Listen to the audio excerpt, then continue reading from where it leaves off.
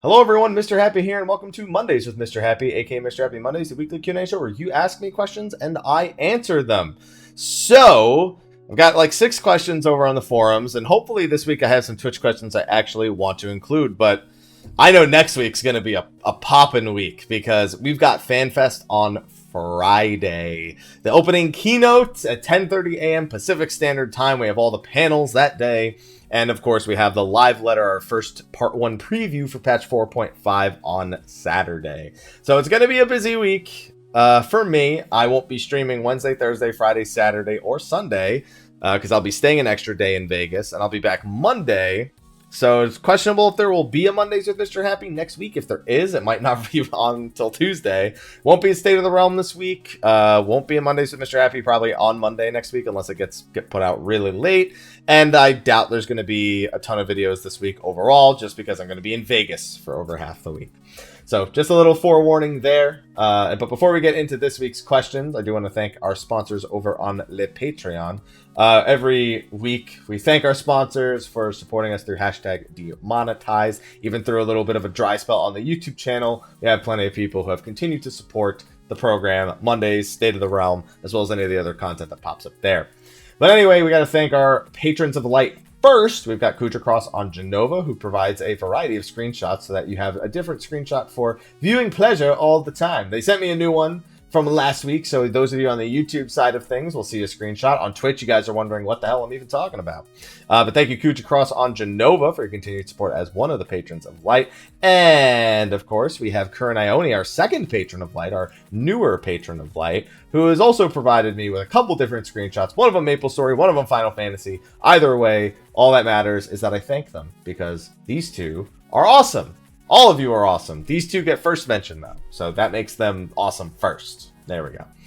We also have all of our other Patreon sponsors. We have our standard sponsors. We have Dark Lumina from Jenova, Marianne, Nye-rick. Hold on, let me move this over here so I'm speaking into the microphone. Nye-rick and Kai Amatsuki of Midgardsarmor, Ramil Gaming, Sabo Empire, Mizra, Red Wings Baron FC from Zalera, Fray Blackheart, Cidus, Oreo and Shiva, Syd Hellwind of Gilgamesh, Afro Ninja from Malboro, Cheesecake from Leviathan, That Lame Weeb, Ashen, Emiya of Cerberus, Fafarian, Rendil, Stevie-Rex, and Neon.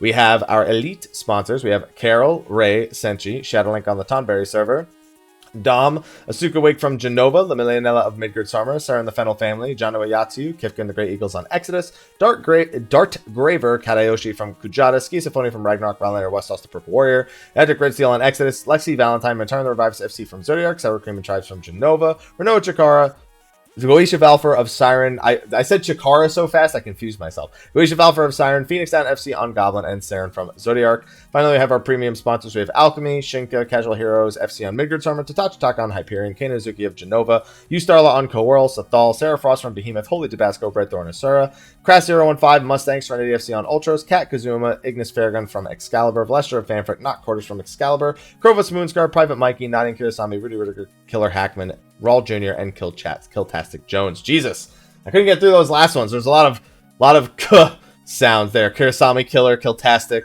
Krovos. You guys confused the hell out of me. I got a text. There you go. All right, that's fine.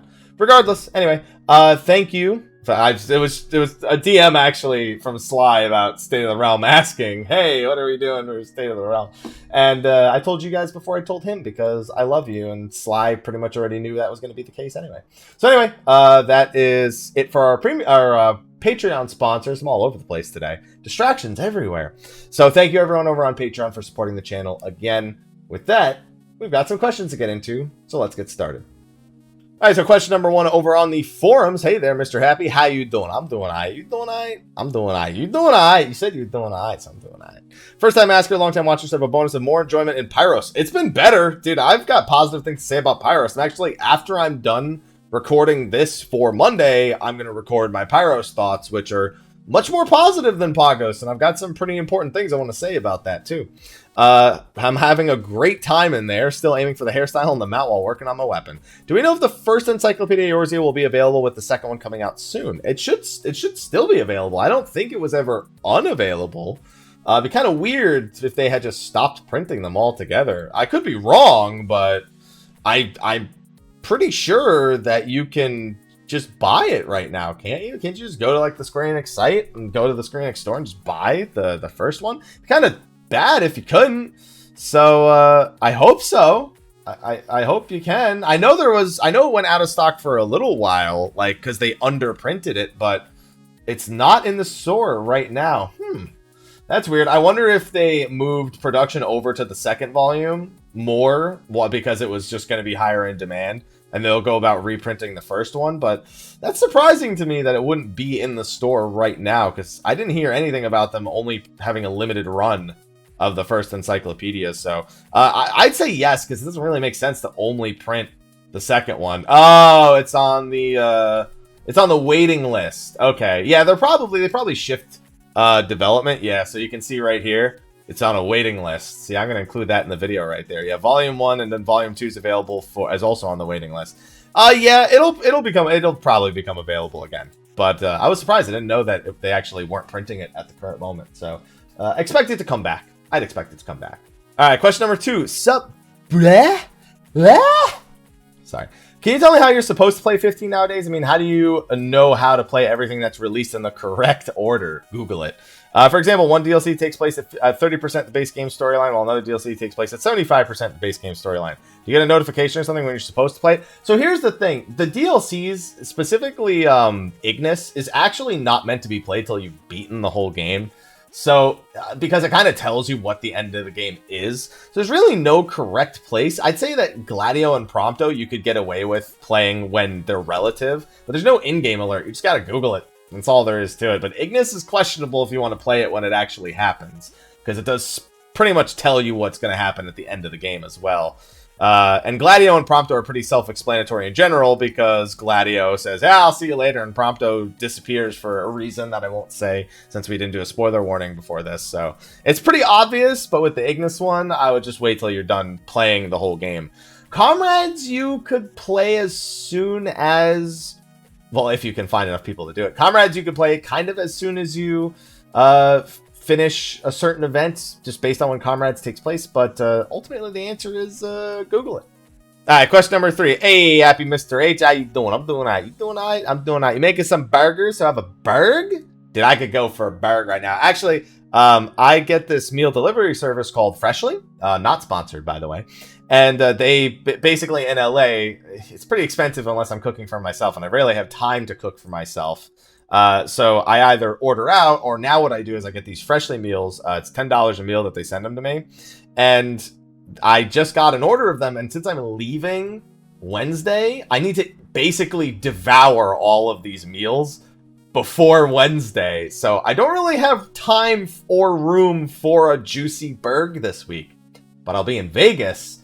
I could get a nice juicy burg in Vegas. I'm gonna get a nice juicy steak in Vegas. I'm gonna get a nice juicy burg at some point too, though. So I'm gonna have some of those burgs. One, got a Pyros question. Oh, Joy, he thinks. I have no problem with Pyros right now. Finally, once again, the Fate Train is the quickest way to level. What's the best way to get logograms? Get to 50, or is there another better way? So Pyros leveling is actually probably the thing you should be thinking about least. It's not too hard to level. You can actually level fairly efficiently solo if you don't want to play with other people.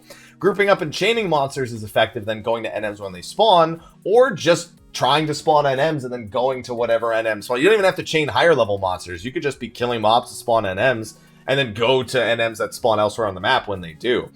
Leveling is not a concern in Pyros. I would say your number one thing going up to level 50 should be a couple of things. One, getting as many logograms as possible on the way to 50 is usually your better option. One of the big things with that is mitigative logograms. If I'm not mistaken, I don't think there probably is a good method for obtaining that 50. I don't think one's been found just yet. Not a great method for farming mitigative logograms after level 50. But yeah, anything that drops mitigative logograms on the way up to level 50, you should probably try to get. Just because I'm trying to think, because I know one of the most popular ways to get mitigative logograms is there's a boss called Floros, who specifically spawns when you kill level 41 Thunder Sprites during Thunder Weather. And those Thunder Sprites, by the way, on the way up, great source of logograms. If you're 40, 41-ish, not 42, kill a lot of those to get as many mitigative logograms on the way up as you possibly can. That's fundamentals? No, I don't think that's fundamentals, is it? That doesn't sound like fundamentals. Mitigative, because I got mitigative from... no, because that's... Oh, wait, no. That doesn't... I don't know. That doesn't sound right. Maybe those are fundamentals, because fundamentals, I was pretty sure, only came from chaining monsters and then chain 30s in particular. That doesn't sound right to me. Fundamentals from thunder elementals in general. That just doesn't sound right, but maybe that's the case. I'd have to go back because I've farmed a bunch of Floros. Oh, that's right. They need to adapt to drop mitigative. You see, you raise a good point here. Yeah, so basically, mitigatives drop from adaptive enemies. That's right. See, I forgot about that. Yeah, they need to adapt. So, yeah, on the way up, 46 elementals for those. Those 41 elementals are still worth farming for fundamentals, because fundamentals otherwise are kind of annoying to farm.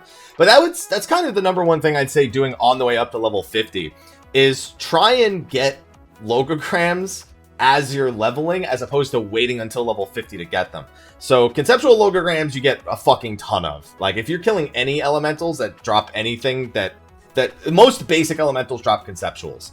I remember I killed Typhoons for my conceptuals for a great bit of time. Protectives and offensives only come from bunny chests, specifically gold bunny chests. Well, they don't only come, I shouldn't say only, because I've gotten protectives from other things. Offensives I haven't gotten from anything else. And so, gold bunny chests, something you should probably strive to get as many of early on. Bunnies is something that's been kind of plaguing Pyros, because people spend less time spawning NMs and more time at bunnies because of how many you need.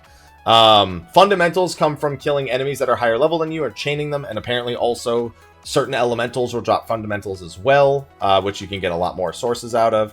And there's one... and tacticals come from heat warped lockboxes, which come from mutated mobs. Kind of tough to do those early on. Soloing mutated mobs is not the greatest unless you have a very specific Logos setup. I could actually probably name a few Logos action setups you could use for those. But at level 50, they're really easy to farm. There's quite a few different options at level 50. So those you might want to wait until, just because those ones aren't too bad. It's pretty easy to find parties to farm heat warp block boxes as well. So, yeah, I would say don't wait until 50 to do your logograms if you can avoid it. It's probably better to get them as you're leveling up. 2, Garuda's coming to 15 as we know. So which enemy from 15 would you like to see in 14? So there's actually a lot of answers to that. I think the biggest joke answer would be the Adamantoise, because, you know, it's just, the thing's hilarious. It's not a good fight in 15. It wouldn't. I just think it would be hilarious in 14 as well. But there's so many good like enemy models in 15, like the Bahamut model, the Ifrit model. There's the Deathclaw style enemies that are really good. Trying to think. God, there's the list is long. I mean, some of the new bosses that they added in the Royal Edition, such as the Knights of Yore, for example. Arden himself is a big one. There's a lot of different enemies. I don't think I can name just one. Even something as simple as the Bandersnatches that are in 15 are pretty spectacular enemies. The zoos. There's so much scale to them that they'd all be pretty friggin' cool to actually fight. I don't know how our side of the collaboration is gonna work though. I don't know. Hopefully we find out at the live letter this Saturday. They won't mention it in the opening keynote. I sincerely doubt they'd mention it in the opening keynote. But the live letter this Saturday, I'm hoping they give us a little more information regarding what our side of the collaboration is going to be. Regalia and Kingsglaive outfits, please. Happy you're recurring, and watch out for Flame Zuzu. I heard she's hot. She's hot, Zuzu. But I'm done with her, so I don't need her that much anymore. She's useless. Useless. But thank you. Question number 4. Hey, Mr. Happy. Hi. Quick question about expectations for 5.0 new jobs. So this is one of those questions that doesn't really have a good answer, but I'll humor you and read it, just giving you some forewarning before the answer actually comes out. Because it's always, what do you think of this? Is there a possibility of this? And I'm already seeing that here. Do you think there's a possibility of some magical melee? Red Mage already kind of fits that already kind of fits that bill. I mean, Blue Mage also magical melee technically, but you know, supposed to bring some new dynamics interactions. Also not sure, but what are your thoughts about that? Yeah, see, this is one of those things where there's nothing to say it could happen, and there's nothing to say it couldn't happen. So there's no real answer. Right now, the only jobs we've seen by name mentioned in the game, Blue Mage, which is only kind of mentioned. It's more mentioned as a joke than mentioned as something that exists. Geomancer has been... They've done a ton of shit with Geomancer throughout this expansion. And there's one that I'm forgetting. I could go back to Musketeer, but there's one other one I'm forgetting. I think they have actually mentioned Dancers. One of the NPCs has mentioned Battle Dancers at some point early in Stormblood. So, like, there's like mentions across everything, but there's nothing that says they will or won't do anything with them at all. Like, yeah, Calculator, someone gets mentioned in Ivalice, and then of course Yoshida said he would love to add Arithmetician to the game. So, like, there's no answer to this question. Could they do it? Sure. Blue Mage, and then honestly Red Mage kind of somewhat fits that bill already, but Blue Mage is a big one that could fit on that list, which, you know, is being heavily speculated as something that's going to appear there, something I speculate will appear in the next expansion, but there's nothing to say or not say that they could or couldn't do it. So there's no answer to this question. So I just have to go on to the next question because my answer is a non-answer and it's lame. So that's it. You have a good week as well. Question number 5. Hey Haps, I watched Bohemian Rhapsody last weekend and had a blast. It was amazing. Mel and I were supposed to go see that, but we haven't had time to go see it. What Stormblood dungeon do you want to see a hard mode of the most? I kind of don't care. Like, I really liked a lot of the Stormblood dungeons, but there's none in particular. I'm like, yeah, I need a hard mode of this, because I'm going to beat it once and then not touch it for 4 months. So what is it? I beat a dungeon, I judge the dungeon, and then I almost never touch the dungeon again. Swallow's Compass is probably the dungeon. Maybe Swallow's Compass or Alamigo are the 2 dungeons I've, like, done the most. And... like, that's not even a big deal to me, because comparatively to what certain other activities I do in the game, I just don't do them very much. Like, maybe if Geomancer gets announced as, like, a job for 5.0, maybe going back to Swallow's Compass would be high on my priority, just because of the implications the box had in the Four Lords storyline, or maybe there's more Geomancer history to discover there, more information about Geomancy there that we didn't see or didn't discover the first time. But I doubt it, but it could be. So, I don't know, because I don't really think about getting a hard mode versions. When I see them, I go, oh yeah, I really like that dungeon, so I hope I like the new one. And my thought process just kind of ends there. I just kind of hope that there's a decent enough reason to revisit it. And if there isn't, then whatever, that means it's not a great dungeon in my eyes. And then, I don't know. It's not really a dungeon that I want to see a hard mode of. I'd rather see new things than a hard mode of an old dungeon at this point. Unless there's a really good reason to go back to that dungeon. Like, Tamtara hard mode back in the day was fucking dope. And honestly, some of the hard modes that we've had since then have had really good reasons for revisits. Like, I'm thinking a lot of the Realm Reborn ones had great reasons for revisits, actually. But I mean, I don't care. I just don't care which ones we go back to or which ones we don't. Alright, question number 6 is the last one on the forums, and then we'll see if there's any decent Twitch questions. There weren't any good ones for the video last week, but we did have a lot of discussion, so we'll see what happens. Hello, Mr. Happy. I hope you're doing well and have the best at FanFest. I will. I plan to eat some good food. Here are my questions. I like how it's FanFest. I'm like, I can't wait to eat. And it's like, it's 'cause I'm fat. Anyway, I want to buy an ultra-wide monitor. I don't have one, so I don't think I'll be of much use to you here. I have an GTX 1080. Do you have any tips about something good I can do coming this Black Friday, Cyber Monday? Honestly, of all the hardware involved in, like, streaming or enjoying, like, my PC, just having multiple monitors for me, and I would want more than one, not the ultra wides or not the ones that, like, curve around but, like, are crazy in terms of resolution. The monitor is the thing I probably care about least, as long as it's a somewhat reputable monitor that has a minimum of 1080p. I actually like that I have 1440p monitors because I can play something at 1080. I don't like playing any games over 1080p, windowed 1080p, or I don't want to play it. And so, having the 1440p means I have more room on the monitor when I play windowed mode. Sorry, I hit the microphone. So, other than that, I don't really have any recommendations. I just don't care about monitors, per se. Like, I don't like refresh rates or like, actual size of the monitor, or having 6 monitors. It doesn't matter to me. It just doesn't matter to me at all. So, I don't really have much in the way of recommendations overall.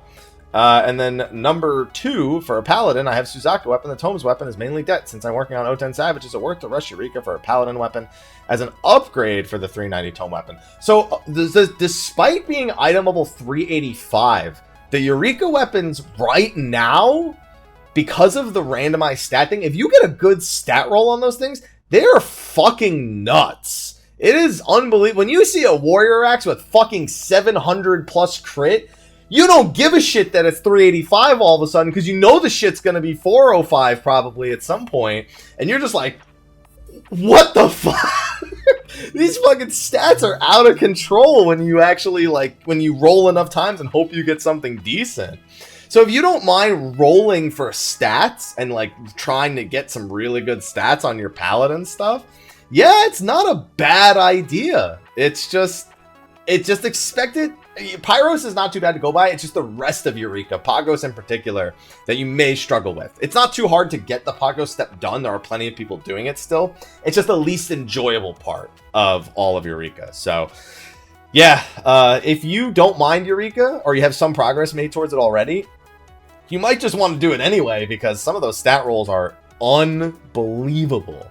And 3, any tips to be effective and efficient in Pyros? We kind of touched that earlier in the other one, but making sure you grind logograms on the way up is pretty important. Trying to get the 30 logos actions as quickly as possible is also a pretty big deal. It's pretty easy to get to them, and you can, if you Google Eureka Explorers Discord, they have tons of information about the logos actions and the combinations there. The front page of Reddit actually had all of the actions and their combinations listed. So the quicker you get to the 30 logos actions, the quicker you can get to the weapon itself, the quicker you get to the light step. And then while you're working on the actual leveling process, you should be able to begin working on that light. I don't know, I don't think you need elemental level 50 to start working on the light step. I think most people maybe didn't start working on it, but I'm pretty sure you can work on the light step before hitting elemental level 50. I'm pretty sure it's more focused on the logos actions overall. It's not gated by anything else. So getting the 30 actions as quick as possible so you can re-roll those stats is probably your best bet. And then, of course, working on the bunny fates, working on getting as many logograms as possible, working on your way up. Finding some good combinations that help you solo, especially soloing elementals. Great tip is if you can get Reflect, if you can get the ingredient stuff for Reflect, makes elementals a joke. They literally can't do damage to you, and they just kill themselves on top of you killing them. So it's wonderful for soloing elementals to get tons more logograms and make more Reflects and yada yada yada. So there's so many awesome logos action combinations that you can do to make Pyros grinding way better. So look through the list, see with what things seem OP, ask around, and generally, as long as you talk to people in Pyros, people are usually pretty hyped to talk about the OP shit that they've been testing and messing around with. So, yeah, I don't think you'll have much trouble in Pyros at all. I don't think anyone outside of getting through. The toughest thing about Pyros is going through Pagos first, and that's even easier than it used to be. But anyway, that's the last question that's over on the forums. So, Twitch chat, let's see if you have any good questions this week. Last week was a lot of great discussions, not a lot of questions that were a good fit for Mondays with Mr. Happy. Let's see what you guys got this week. All right, so first question is a basic one. I've been talking about it all week because of the release of Pyros and the continuation of our Eureka weapons, our new relics. And the question is very simple. Do you prefer 5.0 continue the way the current relic is being made through some sort of explorative zone like Eureka, or go back to the old formula in 2.0, 3.0? As much as Eureka Pyros has been probably for me the best form of Eureka that we've seen so far, it just took them way too long to get to it, I still miss the ability to kind of just do whatever I want and make progress on the relic. No matter how you look at it, if you want to do the relic, you have to do Eureka. So you either like Eureka or you don't like Eureka, and that very much determines whether or not you're willing to tolerate putting up with it in order to get your current relic. I miss being able to like log in, do all my different roulettes. Oh man, I haven't gotten this dungeon in the roulette in ages. Oh man, yeah, I remember the first time doing this dungeon. All of a sudden, all those I felt like the old relic was a constant trip down memory lane. When the steps were designed in such a way that I could approach like multiple things simultaneously and make some progress. It wasn't always that way. You know, things like books or things like Dungeon Atlas or Fates, maybe the A Realm Reborn ones, but the Heavensward one in particular, even the 210 step, which was a monstrous task of doing over 600 runs of Alexander for most people, was still just, it was just so not isolated. That's the thing I don't like about Eureka, is it's isolated. What I wouldn't mind is if in the new open world zones, they create levels that kind of mimic Eureka's playstyle, where they're kind of areas that follow their own rule sets, almost like public dungeons in the open world zones that follow Eureka's rule sets, because at least they're still part of the open world. They're still connected to everything else, and they're not locked away inside of this instance and this piece of content that you need to do if you want to do it. And then, of course, you don't have to make them the only thing you have to do. They can be a piece of it, but they don't have to be the sole part of it. They don't have to be the sole place you have to go in order to complete the content. And obviously, I'm not even probably wording it the way I really want to be wording it, since I'm doing this on the fly. I just don't want to be locked away in another zone. Eureka, great. They got the third zone is acceptable, I feel, as a piece of content. But I'm not willing to wait for the third zone in another fucking expansion. I'm just not willing to wait for it. And I have no confidence the first iterations of a new Eureka and 5.x would just be as good as Pyros. I don't have that confidence, unfortunately. So I would just rather not be forced into this one thing and be forced to suffer with it until they learned how to do it to a T like they did with Eureka. I'd rather we go back to having a bunch of different options, a bunch of different ways to approach it. Materia, whatever they're called, leave quests, doing roulettes, tombstones, guild, all these different options. I'd so much rather have that than ever touch something like Eureka ever again. Next question from the Twitch chat. So, Mr. Happy, with the fall from grace of 4-man dungeons, as far as using it to get gear or tombstones to cap for the week, where should the focus be for 4-man dungeons? Should it be to get your gear 90% as good as Savage, or should it be the fastest way to cap tomes for the week? I love the dungeons, but it's not getting the love it deserves. Well, a part of the reason it's not getting the love it deserves is because they've come up with so many more options. Right now, as I mentioned earlier, I like dungeons kind of from a lore standpoint. That is my number one biggest thumbs up in regards to dungeons, because like Hell's Lid, Swallow's Compass, those dungeons and dungeons like them have just raised the bar for me. 4.x in terms of original dungeons has raised the bar. Heck, even the hard modes, like Fractal hard mode was fantastic. And when they do dungeons like that, where they give them a very important purpose to the world of Final Fantasy, for me, that's an acceptable use of a dungeon.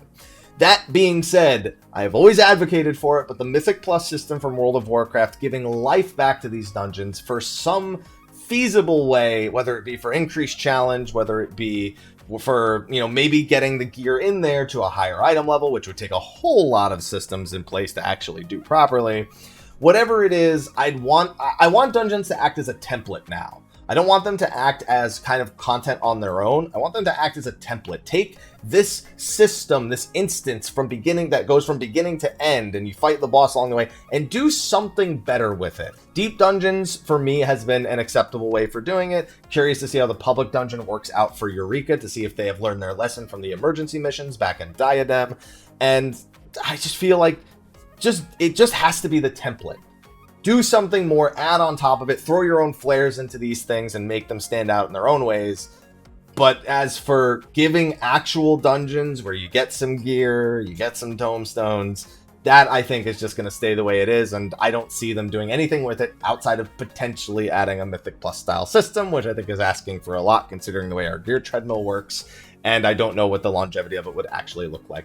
Alright, so we got a couple of Twitch questions into the video this week, which was good, and there were some pretty good questions at that. We had some discussions, but I'm just going to include a couple of them in the actual video. So thank you, Twitch chat, for asking some questions this week that I could actually include. Next time you guys see me for Mondays with Mr. Happy, we'll have seen the first little bit of Final Fantasy XIV's next expansion, and hopefully we'll also have seen what we're getting for the Final Fantasy XV collab as well. We'll have a little bit more information about 4.5, well, things, stuff, news, Vegas, food, things. All right, I'm done. But anyway, thank you again to our Patreon sponsors for supporting through hashtag demonetized, the ones we thanked at the beginning of the video. And if you have a question for Mondays with Mr. Happy, go to the description of the YouTube video, go to the Dream Network forum link down there, and ask your question there, and I'll see it. And especially after the live letter or after the opening keynote, you probably have some questions or some speculation or what I thought, or so. I don't know. I expect there's going to be a lot of questions about it next week. I'm expecting some things and some stuff. All right. So anyway, I'm going to hang out with Twitch chat for a few more minutes while I figure out who I want to host. But on the YouTube side of things, thank you for watching. Be sure to like, favorite, subscribe, and share. I'll see you guys next time. Until then, take care.